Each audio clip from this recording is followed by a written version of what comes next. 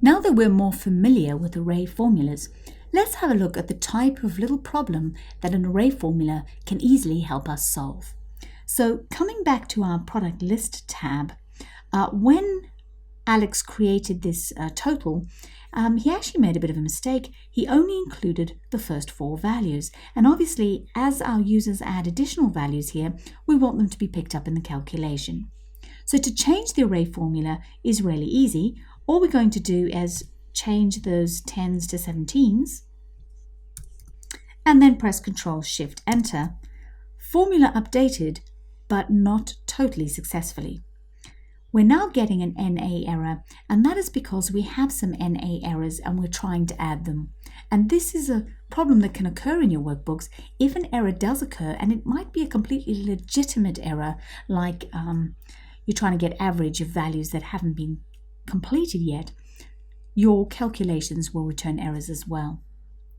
What we can do is we can use an array formula to actually ignore cells that have errors in them. And that's what we're going to do now. So we're going to come back to this calculation, and just after the sum, we're going to slip in an if NA over here and press tab. And we're going to check if that is returning an error, then we're going to replace that with a 0 instead. And then don't forget to put your bracket on the end. And then, of course, Ctrl-Shift-Enter.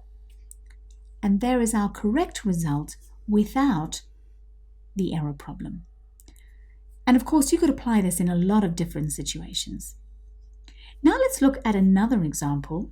This time, we actually want to compare 2 data sets and identify the differences. To be more specific, the client would like to know where the prices have changed. So they'd like to know how many of the US dollars prices have increased since the old list and how many have decreased. And once again, we're going to use array formulas to solve this. We're going to compare the 2 ranges and add up all the situations where the new price is greater than the old price.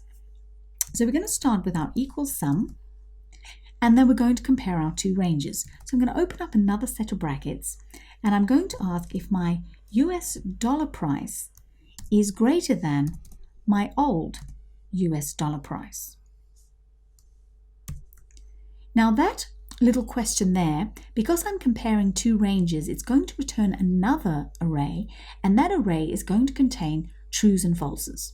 True if the US dollar price has increased, and false if it hasn't.